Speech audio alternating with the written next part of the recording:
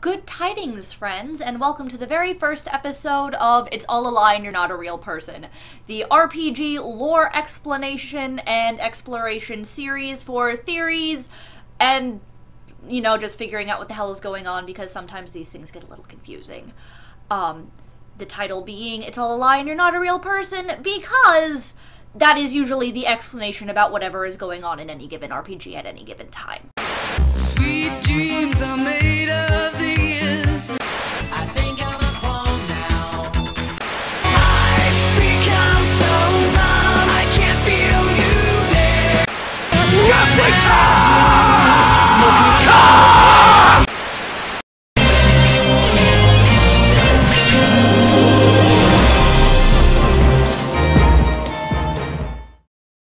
The very first episode, we're going to be talking about the Kingdom Hearts 3 trailer. Now, I know this seems like a little bit of an odd choice for the first episode.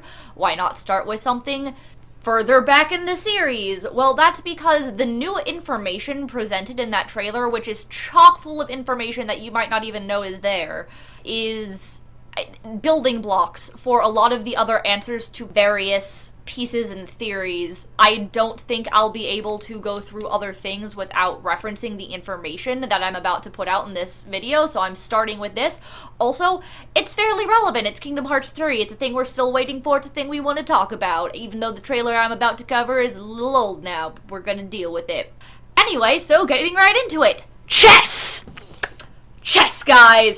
Chess! Chess is the answer to all of your problems. The chessboard and chess game in this trailer actually answers so many questions about the series, gives so much foreshadowing, and also is, if you analyze it, an actual, replay of the series being reenacted through the chess pieces. One of the biggest things that most people noticed was conspicuously by the end of the trailer there were 13 pieces on Xehanort's side and 7 pieces on Eraqus' side, mirroring the idea of the 13 Seekers of Darkness and 7 Princesses of Light. Yes, those, but the 7 Guardians of Light to protect the 7 princesses, not the 7 princesses themselves.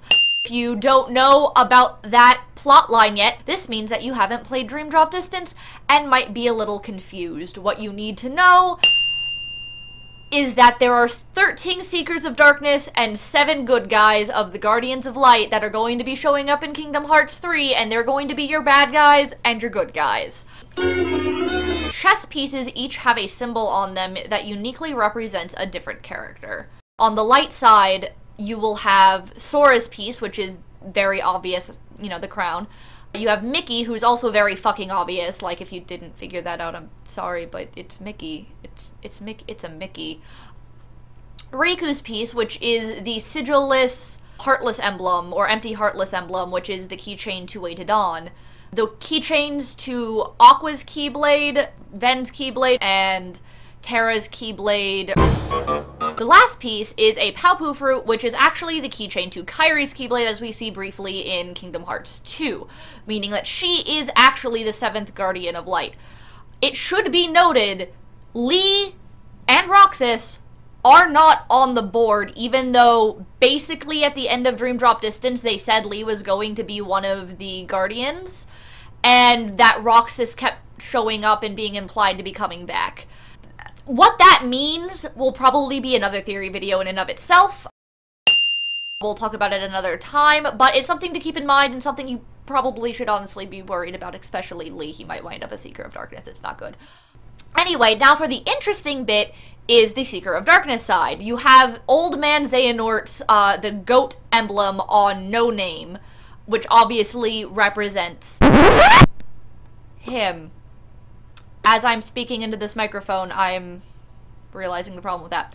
So, the most obvious piece would be the big goat emblem that is facing off against Sora at the end. That is most likely Master Xehanort, as it is the main shape of No Name's Hilti area. But, given that No Name is associated with other characters, it could also itself that piece be associated with other characters, and could represent that in the very, very, very end, Sora having to face off a new enemy or whatever after they defeat Xehanort, being the Master of Masters or Lushu. But that's another theory for another day. We're pretty sure it's just Xehanort, so don't freak out too bad. Going down the list, we have the Unguardian. I know it's just Guardian, but I like making fun of the way he says it in the boss fight. I also had to suffer through listening to him say it over and over and over again. Unguardian! So, I'm sorry. But you have the Guardian piece, which is obviously Ansem, Seeker of Darkness. Not to be confused with Ansem the Wise, because, you know, everyone in this game is named Ansem or Xehanort. And in case you're currently confused, I'm talking about Ansem, Seeker of Darkness, the main villain of KH3, who is voiced by Richard Epcar, or also known as the asshole who possessed Riku. There's a small hourglass piece representing Young Xehanort. That's the keychain on his version of No Name. No Name's transformation in that cutscene is, again, another theory for another day. Because Kingdom Hearts. But it's Baby Nort's keychain. It's the tiny one's keychain. We have a piece that pretty close to Sayex's Claymore. Everyone's pretty much agreed on that, especially since he's been Seeker confirmed at the end of Dream Drop Distance. We have Void Gear. That's Vanitas' Keyblade, which, as far as I'm concerned, Void Gear's keychain showing up in this trailer in the way that it does is 100% confirmation that he's coming back as a Seeker of Darkness in Kingdom Hearts 3. People will argue, well, it's technically just a theory or speculation, but it's Nomura. If he went through the trouble of animating little tiny specific chess pieces in the exact replication of the events of the entire game series, there's a reason. There is the crossed blades. We're pretty sure that that is Xemnas. There's a little debate on that. In general, I think it's Xemnas. I will give you a full breakdown on that when we get into describing each of the individual events depicted by the chessboard, but take my word on it, it's Xemnas, or don't, and think that I'm a crazy lady with the camera. That's also fine. That's fair. The last fully identifiable piece are two dice. It's Luxord. And I know what you're thinking. Luxord? Motherfucking Luxord? What the fuck does he have to do? He doesn't even go here. Well, actually he does. I could do an entire, like, 2 episodes just on Luxord, and probably will in the future. But the short version that you need to know is there's a handful of big bullet points that lead us to believe that he is one of the main Seekers of Darkness. 1, the 3 people at the end of the game guarding Xemnas and the world that never was are Sayax, who is confirmed to be a Seeker of Darkness, Xigbar, who is aggressively confirmed to be a Seeker of Darkness, and Luxord. So he kind of fits in with the set.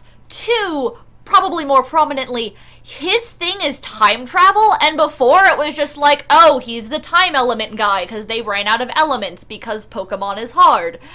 But now that means a lot of different things with all of the time travel going on in the series. It means his role is probably a lot more important than it was played up to be originally, and also it should be noted that Nomura has personally stated Luxord is his favorite member of the organization.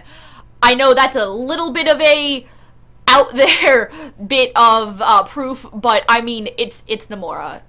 It's Nomura. Lastly is the fact that he uses cards as a weapon. I know you're thinking that that's a little, like, okay, so yeah, because he's a gambler class because of the whole class thing with Final Fantasy and the parallels with the organization, which is the thing, by the way. If you didn't know that, it's cool. Thing is, cards are never just cards in Kingdom Hearts. The only other 2 times they were used were in the original browser version of Kingdom Hearts Key that many of you may not even be aware of. They used cards instead of medals, and of course in Castle Oblivion. And I know you're thinking like, oh, those were just game mechanics. That was a stupid thing. They were game mechanics, but I don't think they were just game mechanics. They were one of the few times where the, like, 4th wall of the mechanic was outright broken very specifically and repeatedly. I didn't know you could use memories to transform objects like cards into keepsakes. People like Marluxia would be acknowledging the fact that they're fighting with these cards. It's not like people ever acknowledge the, like, command decks or things in the series. Beyond the Moogle shops, not in cutscenes at least. It's a smaller thread, but I definitely think that there's some meaning and connection to that, especially given with the addition of him having time travel powers. It just reeks of suspicion, and I'm actually a lot more important than you thought I was, and now I'm laughing at all of you. Like, I half expect this man to go kick Xehanort off of a cliff right before the end of the game, like Kuja or some shit. Those are the pieces we can see. Now, there are 6 other pieces on the board. One of them has to be Xigbar. We never see any piece that clearly identifies as Xigbar. There are a couple that might pass that off as, like, his guns or something, but we know he's going to be a Seeker. He's already a Seeker. He said he walks up to you and says, I'm half Xehanort already. It's, even if you think he's going to betray them, which is another theory for another day also, I'm pretty sure he's counted as part of the 13, and that his piece is accounted for regardless. At the very least, that's trying to minimize the number of unknown pieces, or unknown characters rather than unknown pieces. So there are 6 pieces that we can't identify, but if we're assuming one is going to be Xigbar, that means 5 are left. So those are 5 people we don't know at all. Most notably, there's the fox-shaped piece, the one that looks like it might be Xigbar's gun, but it's kind of shaped wrong and we don't know what it is. It's this weird hooky swooshy thing. And the 6-pointed star. Fun fact, we, the Kingdom Hearts community, have scoured the internet for 6-pointed stars in these games, and we're not coming up short, so that's a new thing. The other 3 pieces are pretty much so obscured you can't tell what they are. One of them arguably might be similar to the symbol on the ominous box in back cover, and one that you can just barely see the tips of is very pointy and spiky. Some people might argue that for the Marluxia being a Seeker of Darkness theory. I personally don't agree with that. Mostly because I think Marluxia is too much of an asshole to be physically capable of working with Xemnas again. And I say that out of love. I love him, and that's why I don't want him to get Norded. Although that doesn't mean I don't think he's coming back, but that's also another video for another time. So the fox-shaped piece is probably the most interesting thing here.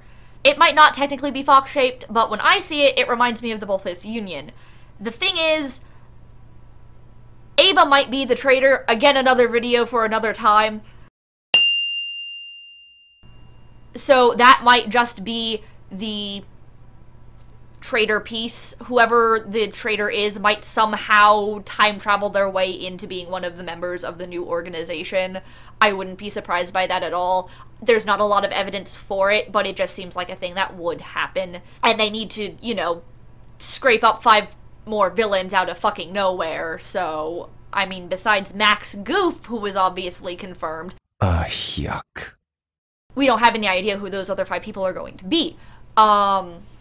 Well, other theories later, but not from the chess game at least. But arguably, also when I checked the keychains of the foretellers, while the shape of this thing looks like a fox, it did most match Gula's keychain. So who knows what's going on there, or even if it has to do with the foreteller at all, I don't know. Tell me if you find anything. We're always looking for new information. So now we're getting into the major breakdown. Starting off, the first series of events that happen in this game basically show birth by sleep. The very first thing that happens is Xehanort taking one of Eraqus' pieces with his Vanitas piece. Because it's taken by Vanitas, it's highly likely that it's Ven, and this is representing that he's being possessed, although this piece is technically obscured. The next play is then, of course, that Vanitas piece getting taken, probably from a second Aqua piece, representing that Aqua had to fight the Vanitas fight near the end of the game. The Aqua piece is also obscured, so I can't guarantee you that it's Aqua, but again, judging by the events, this should be the case. At some point off-screen, the Aqua piece gets taken, and of course, the Ven piece was taken. The reason why I also think these are doubles of those 2 characters that also show up on the board elsewhere has to do with the theory that will be used throughout this entire analysis of this chess game, which is that the doubles have to deal with characters somehow getting put out of commission but not actually killed or permanently removed, such as Aqua falling into the realm of darkness, then being asleep for a decade, and Terra getting sadly possessed. In the next close-up shot that we're given, Xehanort takes Terra with his Xemnas piece. possibly an odd choice, although given that the Xemnas is basically Terra theory has been confirmed by 0.2 at this point, less of an odd choice, but it was at the time that the trailer came out. And of course, this would represent Terra getting possessed, a bunch of shit happening, and eventually being stuck inside Xemnas' head while he does evil stuff, or however that actually is going to work out. We'll find out in Kingdom Hearts 3. The Young Xehanort piece doesn't show up again for the rest of the video, but it's not likely that it was actually taken. While we are making some assumptions that some of the pieces were taken in between cuts, it's only because it fits with the flow of the story of the game. This piece was likely just moved to the back where it is no longer able to be easily seen, especially since we don't see that piece anywhere else. It's you know, like, it doesn't show up off board either, and it's one of the only pieces that, because of its shape, no matter what angle it's at, you can't really obscure it and mistake it for something else. So he's probably fine, because we all know that that little fucker is coming back. Yeah. In the next cut, we move on to the events of Kingdom Hearts 1. Sora's beating the Unguardian piece. The second Riku piece is gone, likely representing the fact that he was possessed by Ansem during that time and everything was fucked. We can also assume this is what happened because the movement of the pieces between the shot imply that the Unguardian had moved up since then, so that could have happened. Sadly, Kingdom Hearts 2 doesn't show up in the footage. I do wonder if Nomura did this on purpose, perhaps in an attempt to mask the Terra's Xemnas connection before it was too early, or I don't know. But we do see that the second Crossblades piece was taken after this cut and before the next one, so it happened, but we don't see it. And of course the trailer ends with the final face-off of Sora versus Master Xehanort at the end of the presumably Kingdom Hearts 3, and that the pieces still on the board are going to be the acting pieces and players during Kingdom Hearts 3 who will be facing off for the final battle over Kingdom Hearts. Yay. So that's it. That's the end of the deconstruction of the chess video. Please let us know in the comments below what you think, thoughts, feelings, additional theories, deconstruction of the theories and proving them horribly wrong with other information, additional information to help answer questions that we haven't answered in this theory. We'll have a new episode of It's All a Lie and You're Not a Real Person coming at you next week. If you have any suggestions for lore topics for the next video, please give them to us. We have a lineup, but if we see people wanting, we want to answer your questions. We want the questions that you have to be answered, people, so let us know what they are. So until next time, remember, save your tears, 'cause I'll be back.